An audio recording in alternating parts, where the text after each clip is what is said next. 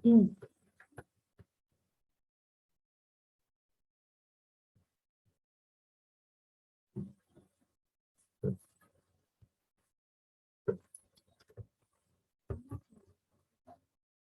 Assalamualaikum warahmatullahi wabarakatuh. Perkenalkan, nama saya Putri Zulaikha, perwakilan pendidikan nomor 1. Di sini saya akan mempresentasikan tentang praktik profesional bidan dan tanggung jawab bidan dalam berbagai tatanan pelayanan kesehatan masyarakat. Kemudian dari latar belakang yaitu tenaga kesehatan merupakan salah satu sumber daya kesehatan yang menunjang kualitas pelayanan kesehatan. Setiap tenaga kesehatan berupaya melaksanakan kewenangan dan tanggung jawab berdasarkan standar dan etika profesi dengan pertimbangan moral dan nilai-nilai agama. Kemudian ada keberadaan bidan sebagai tenaga kesehatan yang setiap harinya memberikan pelayanan kesehatan di Poskesdes telah dimanfaatkan masyarakat dalam hal memberikan pertolongan persalinan dan mengatasi masalah-masalah kesehatan lainnya yang ada pada masyarakat desa. Kemudian bidan yang pada dasarnya memiliki kompetensi dan telah mengikuti berbagai pelatihan yang dapat menunjang peran dan fungsinya dalam melaksanakan asuhan kebidanan, kemudian teknik komunikasi, pelayanan keperawatan obstetrik dalam batas kewenangannya. Kemudian ada pengertian pelayanan kebidanan, yaitu pelayanan kebidanan merupakan bagian dari integral pelayanan kesehatan melalui pemberian asuhan kebidanan yang esensial yang diberikan oleh bidan dalam meningkatkan kesehatan ibu dan anak dan mempengaruhi tingkat kesejahteraan keluarga sesuai kewenangannya. Nah, kemudian ada tanggung jawab bidan dalam pelayanan kesehatan, yaitu eh, pelayanan kebidanan primer adalah layanan bidan yang sepenuhnya menjadi tanggung jawab bidan. Kemudian ada layanan kebidanan kolaborasi adalah pelayanan yang dilakukan oleh bidan sebagai anggota tim, kegiatannya dilakukan bersamaan atau sebagai salah satu urutan dari sebuah proses kegiatan pelayanan kesehatan. Nah, kemudian layanan kebidanan rujukan adalah layanan yang dilakukan oleh bidan dalam rangka rujukan ke pelayanan yang lebih tinggi. Misalnya dari bidan ke rumah sakit, seperti itu. Nah, kemudian ada tanggung jawab bidan dalam sistem pelayanan antara lain itu tanggung jawab bidan terhadap peraturan undang-undang. Kemudian ada tanggung jawab terhadap pengembangan kompetensi, tanggung jawab terhadap penyimpanan catatan kebidanan atau rekam medis, kemudian tanggung jawab terhadap keluarga yang dilayani, tanggung jawab terhadap profesi, dan tanggung jawab terhadap masyarakat. Jadi banyak sekali tanggung jawab bidan dalam sistem pelayanan seperti itu. Kemudian ada bidan apa sih yang bisa bidan dapat lakukan pelayanan profesinya di berbagai fasilitas pelayanan kesehatan berdasarkan kompetensi dan kewenangannya sesuai dengan ketentuan peraturan perundang-undangan pelayanan kebidanan di puskesmas dan jaringannya.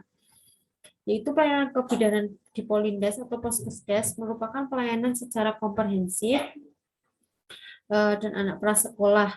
Kemudian pelayanan kesehatan reproduksi perempuan serta pelayanan kesehatan keluarga berencana meliputi semua asuhan itu berdasarkan semua asuhan kebidanan itu secara esensial dan komprehensif atau secara menyeluruh.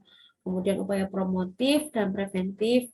Kemudian ada deteksi dini faktor risiko dan komplikasi. Kemudian ada pertolongan pertama pada kegawat daruratan obstetrik dan neonatal PPGDON untuk tindakan prarujukan dan dilanjutkan dengan tindakan rujukan. Keska akan memberikan masukan. Kemudian ada pembinaan posyandu dan dilanjutkan dengan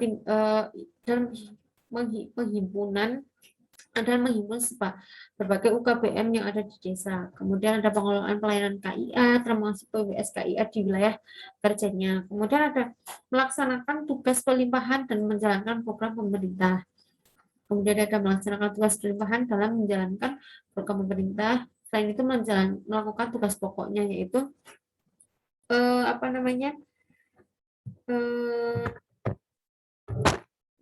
serta memberdayakan masyarakat memberikan pelayanan kesehatan dasar, melaksanakan kewaspadaan dini terhadap berbagai risiko dan masalah kesehatan masyarakat atau surveillance sederhana, kesiapsiagaan kesehatan dan bencana. Nah, kemudian pelayanan kebidanan puskesmas Lamponet dan puskesmas pembantu merupakan pelayanan kebidanan secara esensial dan komprehensif serta pelayanan kebencanaan meliputi sama seperti yang sebelumnya itu secara esensial, komprehensif, promotif dan preventif, deteksi dini faktor risiko dan komplikasi dan sebagainya. Kemudian pelayanan kebidanan puskesmas dan pelayanan obstetrik neonatal atau emergency dasar ponet merupakan pelayanan secara komprehensif meliputi semua sama, yaitu secara esensial dan komprehensif. Nah, kalau di PONET ini adalah melakukan kolaborasi interprofesional health provider collaboration atau penolong pada kasus-kasus non fisiologis atau patologis maternal neonatal dan kasus-kasus fisiologis dan penyakit penyerta. Nah, pelayanan kolaborasi ini dengan tim kesehatan lain dalam melayani neonatal ini di batas tingkat pertama untuk tindakan prarujukan dan dilanjutkan dengan tindakan rujukan. Kemudian di sini kalau poin ini adalah pembinaan posyandu dan berbagai UKBN yang ada di wilayah pekerja puskesmas. Kemudian pengelolaan pelayanan KIA termasuk PPSKIA di wilayah pekerja puskesmas dan jaringannya. Kemudian melaksanakan tugas pelimpahan dalam menjalankan program pemerintah, selain melakukan tugas pokoknya, meningkatkan peran aktif masyarakat melalui pergerakan peran serta masyarakat, penggerakan peran serta masyarakat, kemudian pemberdayaan masyarakat, memberikan pelayanan kesehatan dasar, melaksanakan kewaspadaan diri terhadap berbagai risiko dan masalah kesehatan masyarakat atau surveillance sederhana. Nah, kesiapsiagaan kesehatan dan bencana. Selanjutnya itu adalah pelayanan dan rumah sakit dirujukan tingkat kelas D, C, dan B atau non pendidikan. Jadi yang pertama adalah melakukan penapisan atau screening, kemudian pada awal kasus non fisiologis atau kasus patologis dan komplikasi serta kekuatan maternal neonatal dan stabilisasi. Nah, kemudian ada lagi kolaborasi, tadi kayak interprofesional provider health provider collaboration, itu melakukan kolaborasi sesama dengan berbagai tenaga medis lainnya. Ini pada PONEK, kemudian termasuk dalam pelayanan bedah obstetrik ginekologi. Ini semua ada dokter obstetrik juga. Kemudian melaksanakan tugas pelimpahan dalam pelayanan kebidanan masyarakat. Asuhan lanjutkan pasca tindakan medik pada kasus non fisiologis dan komplikasi maternal neonatal secara kolaborasi.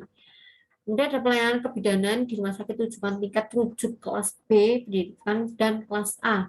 Merupakan pelayanan kebidanan komprehensif meliputi yang pertama bersama tim yaitu screening atau penapisan pada kasus non fisiologis atau patologis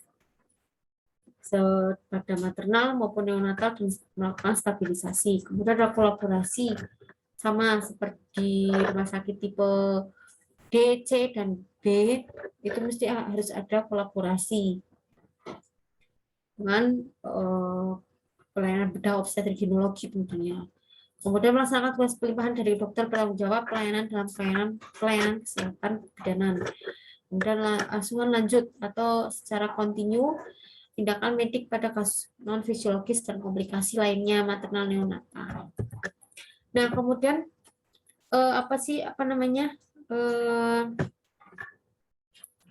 pelayanan kebidanan kesehatan pada praktik mandiri bidan merupakan pelayanan kebidanan pada masa hamil, nifas, bersalin nifas, menyusui, masa antara, dan kehamilan, bayi baru lahir, bayi, balita, anak prasekolah, serta pelayanan kesehatan reproduksi perempuan dan keluarga berencana. Semuanya sesuai dengan asuhan kebidanan itu esensial dan komprehensif, promotif dan preventif, kemudian ada deteksi dini faktor risiko dan komplikasi. Melaksanakan tugas pelimpahan dalam menjalankan program pemerintah. Kemudian pertolongan pertama pada kegawat daruratan obstetrik dan neonatal. Kemudian ada tanggung jawab praktis. Tanggung jawab terhadap masyarakat bidan adalah anggota masyarakat yang bertanggung jawab Oleh karena itu, bidan turut bertanggung jawab dalam memecahkan masalah kesehatan masyarakat. Misalkan lingkungan yang tidak sehat, penyakit menular, masalah gizi, terutama menyangkut kesehatan ibu dan anak. Baik secara mandiri maupun bersama tenaga kesehatan, yaitu dalam kolaborasi tadi. Bidan berkewajiban memanfaatkan sumber daya dan untuk kesehatan masyarakat. Jadi bidan harus mengelola semua dari lingkungan, kemudian dari masalah gizi, kemudian penyakit menular lainnya. Karena bidan itu kalau sudah ditempatkan di desa dia harus bisa segalanya. Gitu. Kemudian tanggung jawab dalam memberikan pelayanan kebidanan pada praktik mandiri bidan. Merupakan pelayanan kebidanan yang diberikan pada masa prahamil, hamil, salin nifas menyusui, masa antara kedua kehamilan, bayi baru lahir, bayi, balita, anak prasekolah, serta pelayanan kesehatan reproduksi perempuan dan keluarga berencana. Kemudian dalam tanggung jawab pada legislasi. Apa itu legislasi? Yaitu mempertahankan kualitas pelayanan, memberikan kewenangan, menjamin perlindungan hukum, kemudian meningkatkan profesi sebagai Permenkes. Jadi bidan dalam legislasi itu harus mempertahankan kualitas pelayanan, contohnya kualitas yang ramah, kemudian bidannya sabar, tempat pelayanannya bagus. Nah, kemudian memberi kewenangan bidan itu ada ya, kewenangan dalam memberikan keputusan juga seperti itu. Menjamin perlindungan hukum. Jadi mengapa bidan harus mengikuti organisasi IBI? Karena IBI itu akan menjamin perlindungan hukum kita. Ketika kita mendapatkan masalah di profesi kita, maka si IBI ini akan memberikan tanggung jawab atau memberikan perlindungan hukum terhadap bidan-bidan yang memiliki masalah. Kemudian meningkatkan profesi sesuai dengan Permenkes 1462. Pendidikan itu minimal adalah D3. Sekarang bahkan harus mewajibkan D4.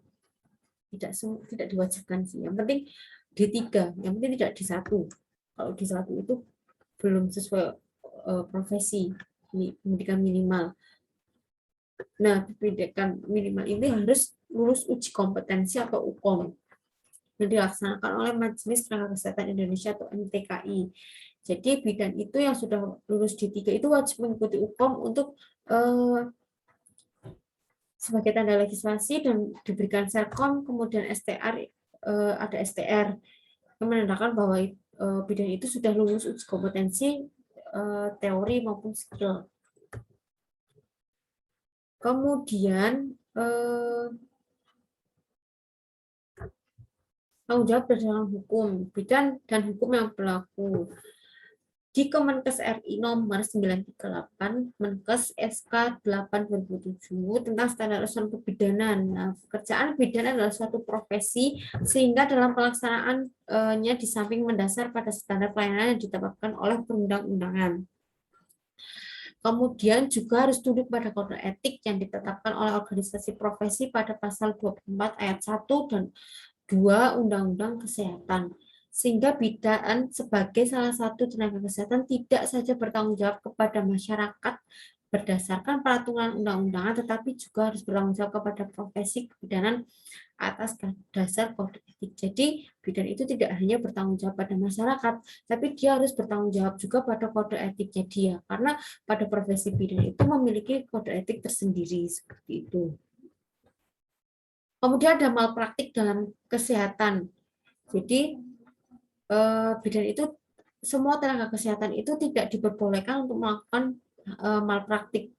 Dalam ranah hukum privat atau hukum pribadi perdata, malpraktik merupakan perbuatan meliputi perbuatan melakukan prestasi, perbuatan melawan hukum pada pasal 1365 KUH Perdata, kemudian perbuatan melalaikan pekerjaan sebagai penanggung jawab pada pasal 1367 KUH Perdata, dan perbuatan melakukan kelalaian dan menyebabkan kerugian pada pasal 1366 KUH Perdata.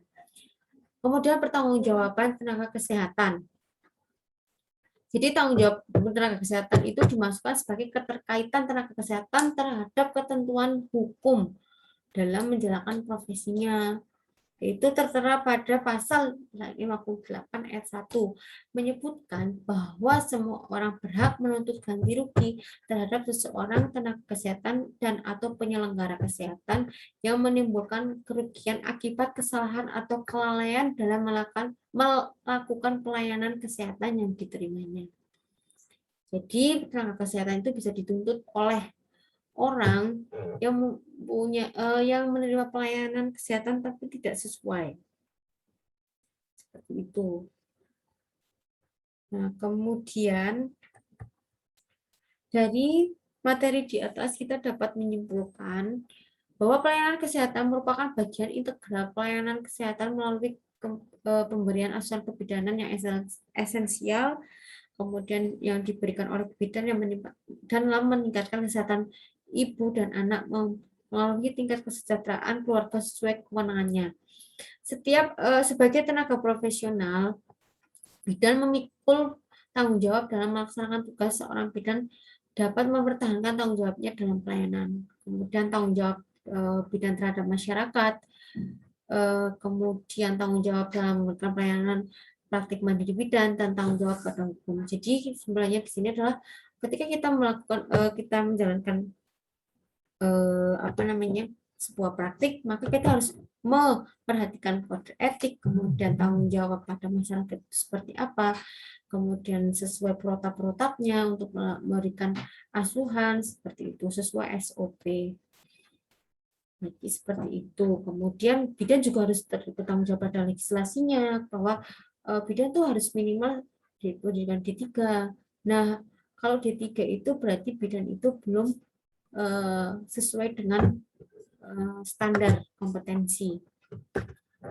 Apalagi sekarang beritanya adalah bidan harus D4 dan profesi. Makin susah ternyata. Oh my god. Nah, seperti itu. Jadi ya begitulah presentasi dari kelompok 1. Semoga bermanfaat. Kurang lebihnya mohon maaf. Wabillahi taufiq wal hidayah. Wassalamualaikum warahmatullahi wabarakatuh.